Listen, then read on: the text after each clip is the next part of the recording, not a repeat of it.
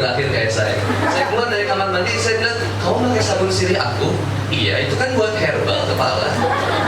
Oh, itu buat sesuatu, Pak. Astagfirullahaladzim. Pantesan rambut aku jadi kerinting.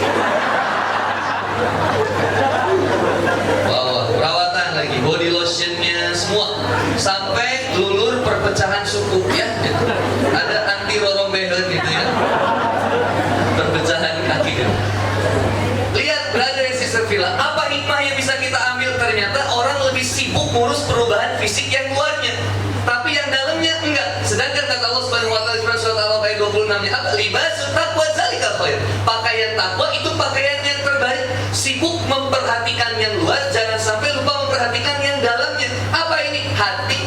Innallaha yanzuru ila suwarikum wa amwalikum walakin yanzuru ila qulubikum wa a'malikum. Sesungguhnya Allah nggak lihat rupa kita, brother. Nggak lihat gantengnya, pas-pasannya, nggak lihat putihnya, putih kehitam-hitamannya, mancungnya atau sederhananya, tingginya atau minimalisnya. Yang Allah lihat itu apa? Hati. Allah juga nggak lihat dari harta kita. Mau pakai Harley, mau pakai Alphard, mau pakai Supra, mau pakai Avanza, mau pakai apapun, Allah nggak lihat itu. Yang dilihat Allah Subhanahu wa taala bagaimana hati dan amal. Nggak sibuk komentarin keburukan orang, tapi sibuk komentarin amal diri. Nggak sibuk memperindah apa yang ada di dunia, tapi dia sibuk memperindah amalnya.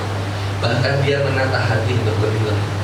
Hidup ini ternyata sederhana, dan selalu santai, selalu slow, tetap slow, santai. Enak nggak? Dihina slow, difitnah slow, santai. Bawaannya ada. Bon, lu nggak cocok jadi ustadz, lu cocoknya jadi tukang bajibur. DM Instagram masuk. Saya bilang, waalaikumsalam, insya Allah saya pikirkan. Kita nggak jadi banyak pikiran. Tangan kita cuma dua, nggak cukup nutup mulut banyak orang yang ngomongin kita, menjatuhkan kita, menghina kita. Cukup tangan kita yang dua ini fokus tutup telinga kita, supaya kita fokus jalan ke depan. Naik motor itu fokus ke depan, lihat spion, karena dulunya kita sesuatu yang nggak benar. Dulunya kita pernah melakukan sesuatu yang buruk, tapi bukan berarti terjebak dalam masa lalu kita. Move up. Dari mulai kita berpindah sampai pindahnya ke atas, pengennya cinta sama Allah aja, nggak pengen dicintai makhluk, nggak pengen saya dicintai istri, saya pengen dicintai Allah aja. Dan istri, kalau istri mencintai Allah, pasti istri akan mencintai saya, simpelnya gitu.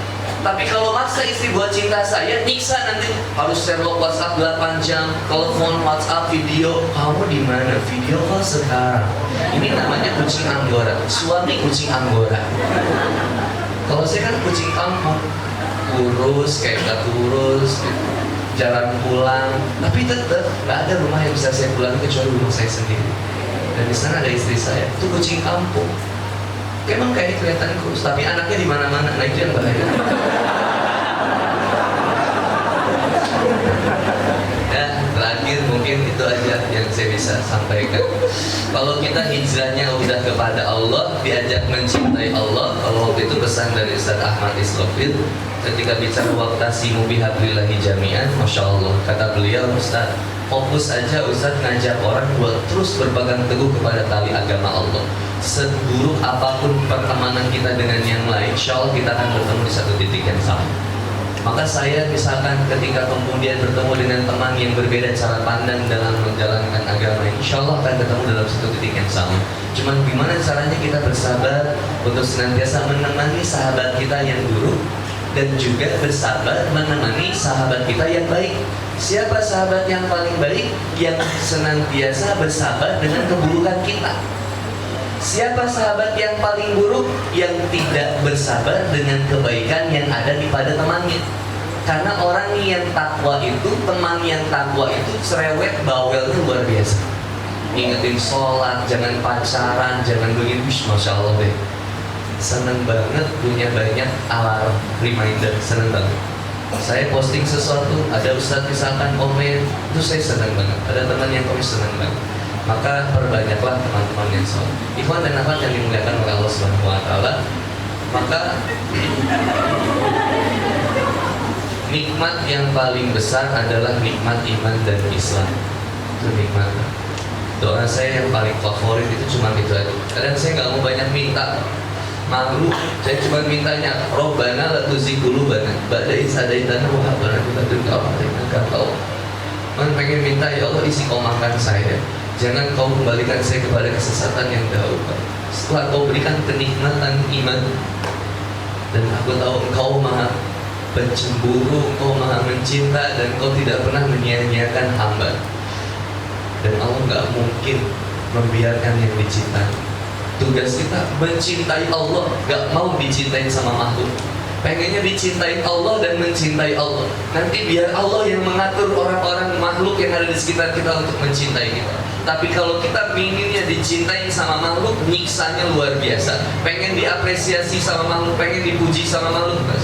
Makanya saya paling gak suka kalau ada takbir akbar, ada backlog, misalkan di sini acara yang muka saya gede, takut saya sama muka saya sendiri.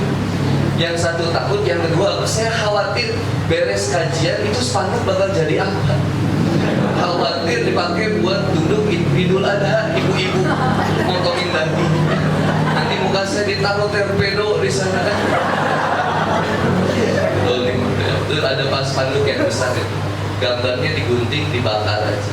Daripada saya gak tega kalau harus melihat Ustaz Ahmad Linda dibuat diinjak-injak mukanya, gak ridho. Ustaz Fahru Ansor mukanya diinjak-injak, saya juga gak ridho. Mending dibakar aja. Yang antibodinya dipotong, Ahwat bawa pulang aja. Ya, terakhir itu saja. Yang mudah-mudahan kita istiqomah. Kalau sudah ada kesempatan buat hijrah, maka insya Allah kita akan menata ukhuwah. Lembut hati itu lebih mudah untuk dipersatukan. Keras hati susah untuk kemudian dipersatukan. Itu saja. Bila itu hidayah. Assalamualaikum warahmatullahi wabarakatuh.